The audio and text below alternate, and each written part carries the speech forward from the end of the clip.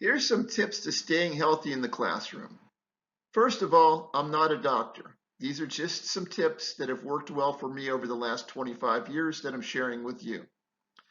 The first 3 years of teaching, I caught strep 8 times. Think about that. 8 times in 3 years. The doctor told me, he said, Kris, you're going to have to retire from teaching or find a new job because I can't keep giving you antibiotics. So after the eighth treatment with antibiotics, I knew I needed to make some changes. And I made three big ones. The first one is I keep students off of my phone. Guidance calls, other teachers call, administration calls, and quite often they'll ask to put a student on the phone to speak with them briefly. And I tell them, if it's important enough for you to talk to the student, you can do that in face-to-face, or you can give me a message which I will deliver to the students. In the beginning, there was some resistance to that, but after a while, they got used to it, and it's worked like a charm ever since. I don't allow students to use my computer. I used to fall prey to the students running in 5 minutes before the school day starts and saying, Mr. Cole, I have this paper that's due and I need to print it out because I couldn't do so at home. I don't allow them to use my computer anymore. I'll talk about the third one in a minute.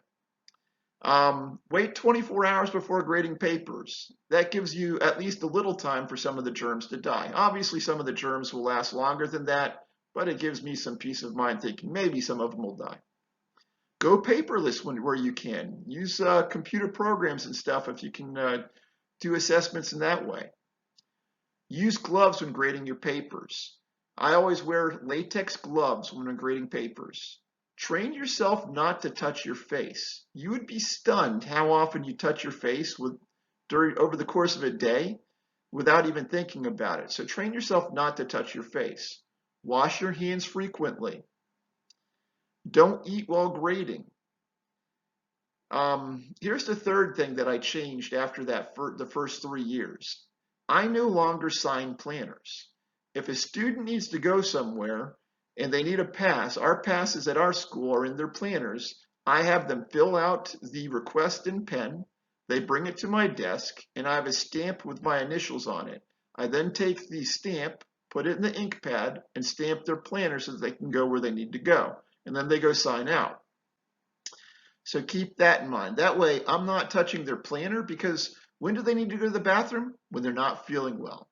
And that's the last time in the world that you want to be touching the same thing they're touching. Don't have a classroom pass. Same reason. If a student is going to the bathroom, they may not be feeling well, and you don't want to be the vector for germ transmission. Get vaccinated. So get vaccinated, especially for COVID-19, and every year I get my flu vaccine. Over the last 25 years, I've only got the flu 3 times. Sometimes they missed the mark, but at least those 3 times I had some resistance to it to where I didn't end up hospitalized or anything. So flu vaccines, I swear by them. As far as COVID-19 goes, follow CDC guidance. I don't know what they're going to decide with masks this fall. If there are no variants breaching the vaccine, I probably won't wear a mask.